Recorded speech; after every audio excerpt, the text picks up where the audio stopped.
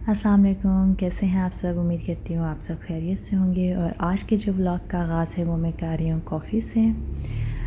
और आप में से कौन कौन है जिनको कॉफ़ी पसंद है।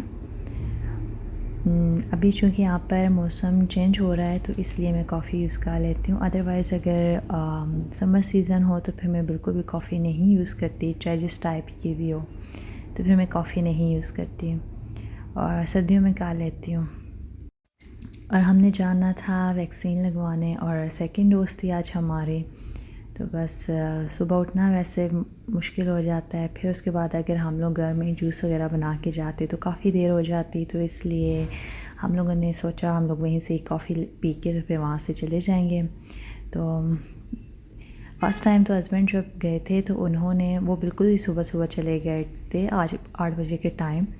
लेकिन फिर हम लोगों ने एक चीज़ नोट की कि अगर हम लोग वहाँ पर लेट चले जाते हैं ना, या तो आप बहुत जल्दी चले जाएं, लेकिन जल्दी का तो मैं नहीं, आपको सजेशन मैं बिल्कुल नहीं दूँगी कि आप लोग जल्दी जाएं, क्योंकि मैंने एक चीज़ नोट की, अगर आप वहाँ पर लेट चले जाते हैं 12 बजे के टाइम पे भी, तो यकीन करें आपकी बारी जल्दी आ जाती है।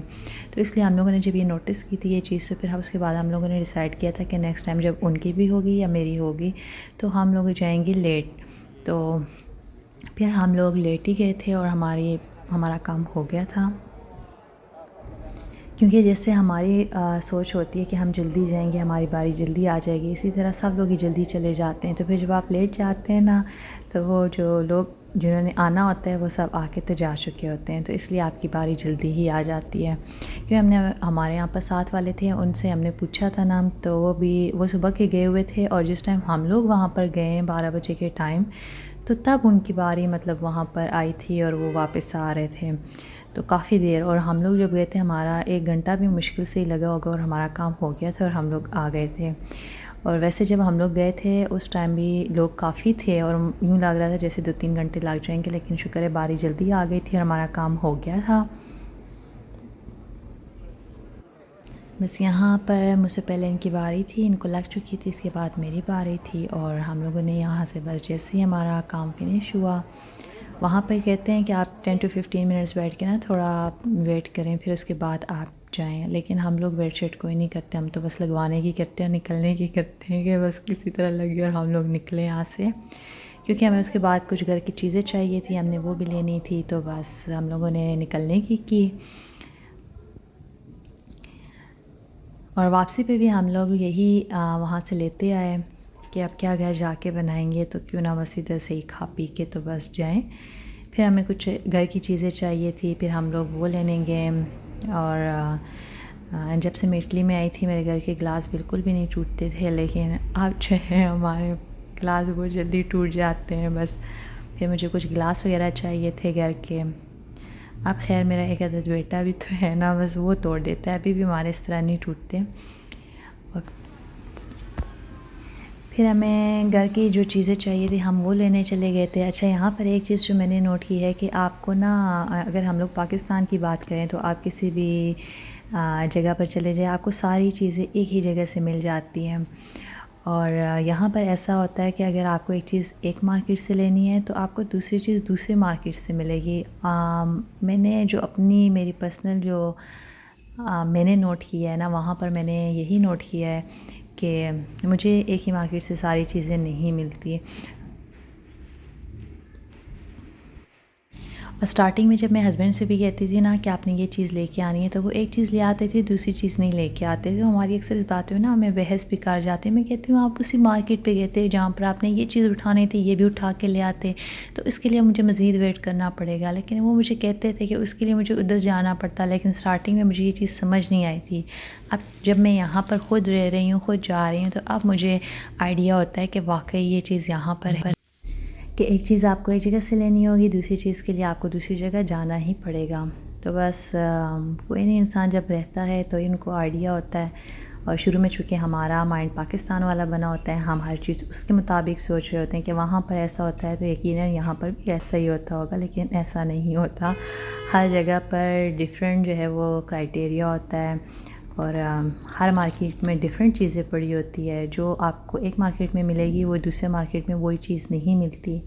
और ये वॉशरूम क्लीनर जो मैं यूज़ कर रही हूँ, और अगर आपको लगता है इससे बेस्ट आपको कोई माइंड में है और आपको पता है तो आप मुझे ज़रूर शेयर कीजिएगा कमेंट सेक्शन में। और तो इस तरह एक दूसरे की हेल्प भी हो जाती है, क्योंकि कहीं से हम सीख रहे हैं तो कोई हमसे सीख रहा है। तो व्लॉगिंग जो है ना इसलिए भी बहुत बेस्ट है, बहुत कुछ सीखने को मिल जाता है। तो वो चीज़ें आप मुझे कमेंट सेक्शन में ज़रूर बताया करें। और मैं इस तरह व्लॉग्स वगैरह से ख़ुद भी सिस्टर जब शेयर करती हैं तो मैं उनसे आइडियाज़ तो लेती रहती हूँ, लेकिन फिर भी अगर आपको लगता है कि ये चीज़ इससे बेस्ट है तो आप मुझे कमेंट सेक्शन में ज़रूर बताइएगा। मैं नेक्स्ट टाइम इंशाल्लाह वो ट्राई करूँगी।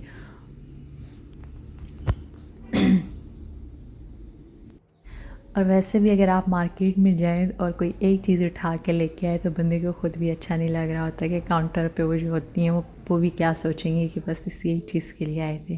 तो फिर आपको मारे शर्मिंदगी के उठानी पड़ जाती हैं चीज़ें।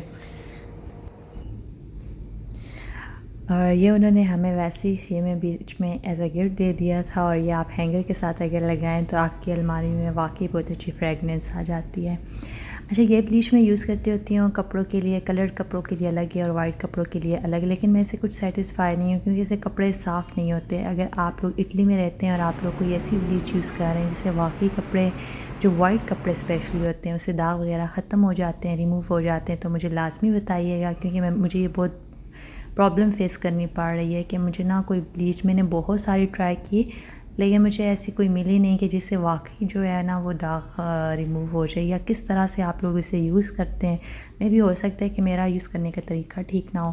तो आप मुझे ज़रूर बताइएगा कि आप कौन सी ब्लीच यूज़ करते हैं और आप कैसे यूज़ करते हैं। तो मुझे आपके ना आंसर का वेट रहेगा।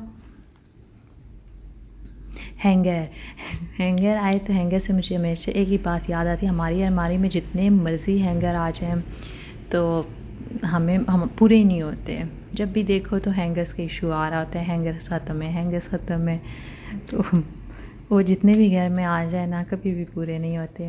और ये मुझे सेट मिल रहा है 10 यूरोज़ में मिल रहा था, क्योंकि अगर मैं एक एक देखती हूँ तो वो ना मुझे काफ़ी एक्सपेंसिव पड़ जाता है। मैंने यहाँ पर जो चेक किया था तो ये मुझे मुनासिब रेट में मिल रहा था, तो फिर मैंने सोचा क्यों ना मैं 4 इसका सेट है और 10 में मिल रहा है तो यही पूरा ही ले लूँ।